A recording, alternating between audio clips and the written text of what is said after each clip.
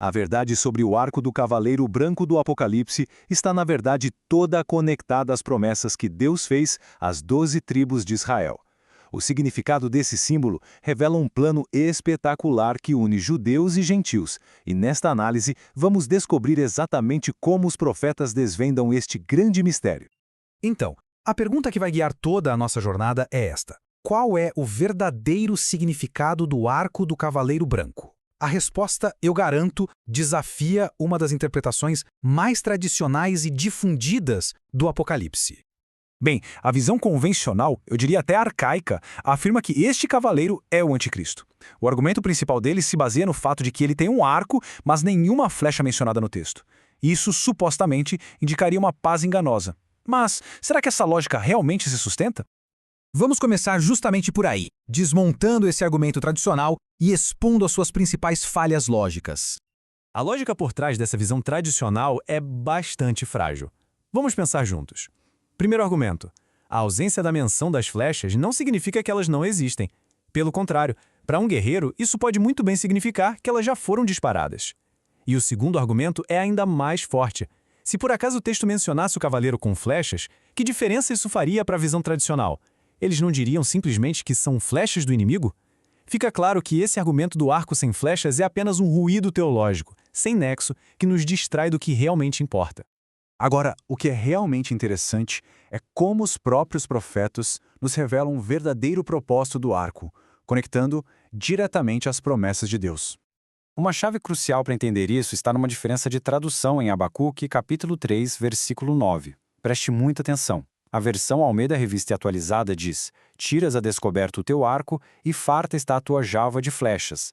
No entanto, a Almeida Revista e Corrigida, que é fiel ao texto hebraico original, remove a palavra flechas e a substitui por algo muito mais profundo. Ela diz: "Descoberto se fez o teu arco. Os juramentos feitos às tribos foram a palavra segura." Olhem só, essa tradução correta nos dá uma imagem idêntica à do cavaleiro branco do Apocalipse. Um arco, sem nenhuma menção de flechas, mas diretamente conectado a promessas, a juramentos feitos às tribos de Israel. As peças começam a se encaixar perfeitamente. E para aprofundar ainda mais, o profeta Zacarias, no capítulo 9, versículo 13, nos entrega a chave final que decifra todo esse simbolismo. O próprio Deus explica o que o arco e as flechas representam dentro do seu plano. Então, o ponto crucial é este: Deus usa o povo judeu, a casa de Judá, como o seu arco. E ele enche esse arco com Efraim, que profeticamente representa os gentios, lançando-os como flechas para espalhar o evangelho por todas as nações. É o cumprimento da promessa de unificar as 12 tribos de Israel. E a revelação não para por aí, ela fica ainda mais impressionante. Vamos ver agora como essas flechas proféticas se conectam a um dos eventos mais esperados da história, o arrebatamento da igreja. Lá em Abacuque, capítulo 3, versículo 11, essas mesmas flechas reaparecem, mas agora transformadas. Elas se movem como relâmpagos durante o salvamento do teu povo. Isso descreve perfeitamente os gentios, que antes eram flechas de carne e agora, no arrebatamento, com corpos glorificados, se movem na velocidade da luz. E Zacarias, no capítulo 9, versículo 14, confirma isso de uma forma explícita, sem deixar sombra de dúvida. As flechas que saem como relâmpago estão diretamente associadas ao soar da trombeta e à vinda do Senhor. É a imagem perfeita do arrebatamento da igreja, conectando todos os símbolos que vimos até aqui. E, para finalizar, vamos disparar uma sequência de texto como flechas de relâmpago contra as falsas doutrinas. Começando por Deuteronômio capítulo 32, versículos 40 a 42. Levanto a mão aos céus e afirmo por minha vida eterna. Se eu afiar a minha espada reluzente e a minha mão exercitar o juízo, tomarei vingança contra os meus adversários e retribuirei aos que me odeiam. Embriagarei as minhas flechas de sangue. Louvai, ó nações, o seu povo, porque o Senhor vingará o sangue dos seus servos, tomará vingança dos seus adversários e fará expiação pela terra do seu povo. Em seguida, Salmos capítulo 7, versículos 12 e 13. Se o homem se não converter, Deus afiará a sua espada. Já tem armado seu arco e está aparelhado. E já para ele preparou armas mortais, e porá em ação as suas setas inflamadas contra os perseguidores.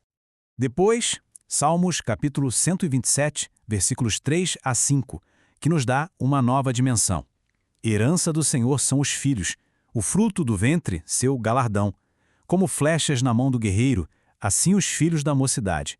Feliz o homem que enche deles a sua aljava, não será envergonhado quando pleitear com os inimigos à porta. O Salmo 144, versos 5 e 6, reforça aquela conexão com o relâmpago. Abaixa, Senhor, os teus céus e desce, toca os montes e fumegarão. Despede relâmpagos e dispersa os meus inimigos, arremessa as tuas flechas e desbarata-os. E para concluir esta sequência poderosa, o Salmo 76, versículos 1 a 4 declara: Conhecido é Deus em Judá, grande o seu nome em Israel. Em Salém está o seu tabernáculo e em Sião a sua morada. Ali despedaçou ele os relâmpagos do arco. Tu és ilustre e mais glorioso do que os montes eternos. E agora a peça final da evidência, aquela que não apenas confirma toda essa interpretação, mas que também revela um outro segredo magnífico. E para finalizar, em Zacarias 10, versículo 4, o Senhor confirma sua profecia de Zacarias 9, versículos 13 e 14, no momento da sua segunda vinda, usando o seu arco poderoso. E ainda de lambuja, revela quem é o seu cavalo branco no qual ele está montado. Em Zacarias, capítulo 10, versículos 3 e 4, a profecia é selada. Contra os pastores se acendeu a minha ira, e castigarei os bodes guias. Mas o Senhor dos Exércitos tomará a seu cuidado o rebanho, a casa de Judá, e fará desta o seu cavalo de glória na batalha.